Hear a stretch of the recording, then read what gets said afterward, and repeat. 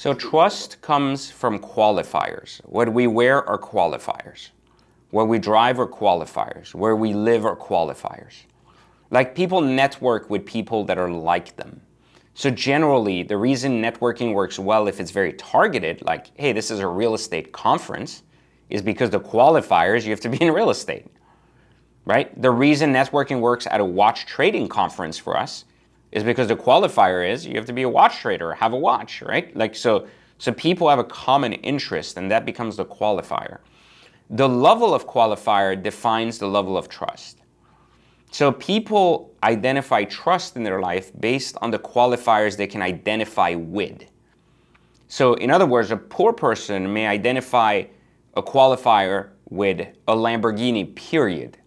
Like, anything that is a Lamborghini badge is going to be a qualifier for a poor person because they don't understand money anyways, right? So they see a Lamborghini badge, they see an aspirational message for themselves. They said, this is what I want too. This person has what I want. I heard I should take advice only from people who I would trade shoes with. I want a Lamborghini. I want to know what this guy does. They don't know how to qualify because they don't understand money. So that's why people fall for scams. Typically, what we teach at Exotic Car Hacks Watch Trading Academy is how to read money. So a big part of it is, you know, when someone's wearing an AP, that there are levels to the game. There's a 10K AP and there's a $1 million AP. You know, which one is that guy wearing? Does it make sense? And these qualifiers have to add up. Like, we can always know someone's wearing a fake watch when they're wearing a $600,000 Richard Mille and driving a Mercedes E-Class.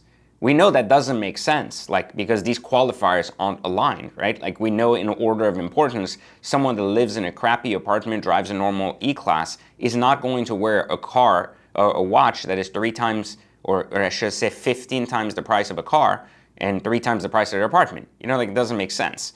So trust comes from aligning your qualifiers and making sure that people realize that there isn't something missing. Meaning, if you see my $20 million car collection and then you say, well, but he lives in a crappy 1-bedroom apartment, well, that wouldn't be a qualifier. It would be a distrust item, right?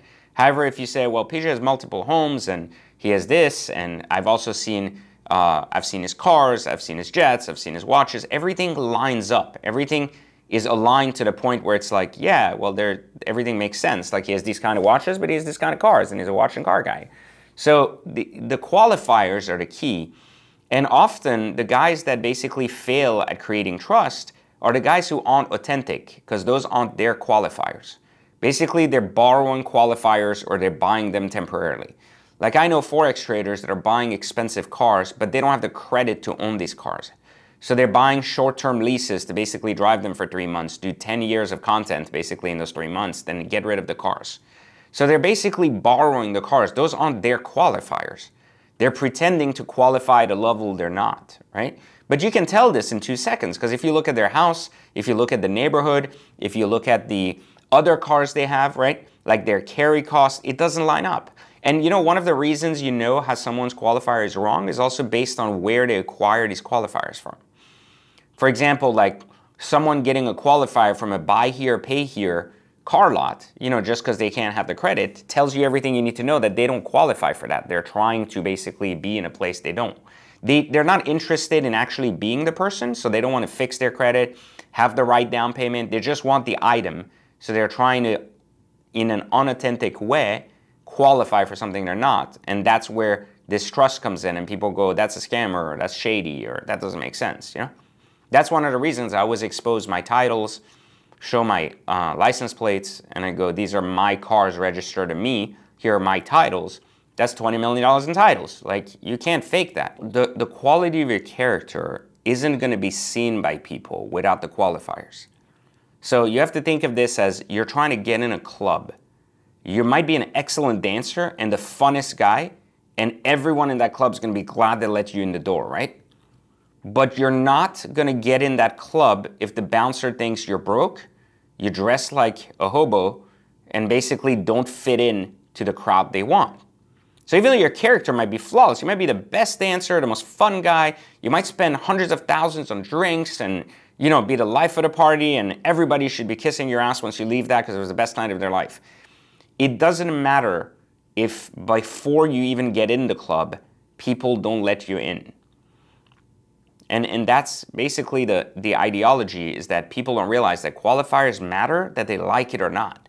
And there's the other side of it. There's the other side of it where people are like, well, who cares then? It wasn't worth. Well, you're only hurting yourself by avoiding it. You're not hurting other people, you're hurting you. Because the club is missing out, right, from you being in there, but the club will go on. And your existence will also go on. But what's going to happen that night is you're not going to have a good time because you're not going to get in the club, right? So, but that club will be there tomorrow. And another life at a party or a guy will be at that door dressed correctly and he'll get in, get it? And he'll make the party work.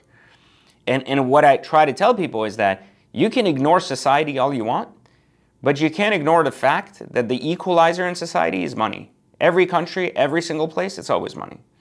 So it doesn't matter that you like money, believe you should be rich, believe you should showcase you're rich or not. At the end of the day, if society doesn't like you, if society doesn't want you, and if you're not respecting society, like in the sense that you're not participating, then you can't win. You're only adding years and years to your own failure.